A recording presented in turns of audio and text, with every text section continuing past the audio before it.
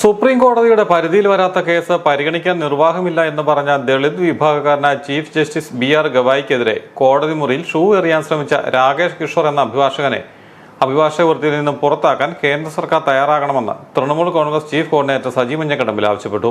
തൃണമൂൽ കോൺഗ്രസ് കോട്ടയം ജില്ലാ നേതൃസംഗമം പാലാ മേൽക്കുവാർ ഓഡിറ്റോറിയത്തിൽ ഉദ്ഘാടനം ചെയ്ത് സംസാരിക്കുകയായിരുന്നു അദ്ദേഹം. ഇത്തരത്തിലുള്ള ഒരു ആക്രമണം നടത്തിയത് ആ സുപ്രീം കോടതി യഥാർത്ഥത്തിൽ നടന്നിരിക്കുന്നത് അത് ഭീകരാക്രമണമാണ് എന്ന് നമുക്ക് പറയാതിരിക്കാൻ നിർവാഹമില്ല. നമുക്കറിയാം, ഇവിടെ മുന്നോക്ക വിഭാഗക്കാരല്ലാത്ത പാവപ്പെട്ടവരായ ദളിതർ അല്ലെങ്കിൽ ആദിവാസികൾ അല്ലെങ്കിൽ മതന്യൂനപക്ഷത്തിൽപ്പെട്ട ആളുകളൊക്കെ ഏതെങ്കിലും പ്രധാനപ്പെട്ട സ്ഥാനത്തിരുന്നു കൊണ്ട് ഭരണഘടനയ്ക്ക് അനുസൃതമായി എടുക്കുന്ന തീരുമാനങ്ങളെ അല്ലെങ്കിൽ ചില ആളുകൾക്ക് അവർക്ക് ഇഷ്ടപ്പെട്ടില്ലെങ്കിൽ അതിനെതിരെ പ്രതികരണം ഉണ്ടാവും എന്നതിൻ്റെ സൂചനയാണ് ഇപ്പോൾ സുപ്രീം കോടതിയിൽ ഉണ്ടായിരിക്കുന്നത്. കോട്ടയം ജില്ലാ പ്രസിഡന്റ് ഗണേഷ് ഏറ്റുമാനൂർ അധ്യക്ഷനായിരുന്നു.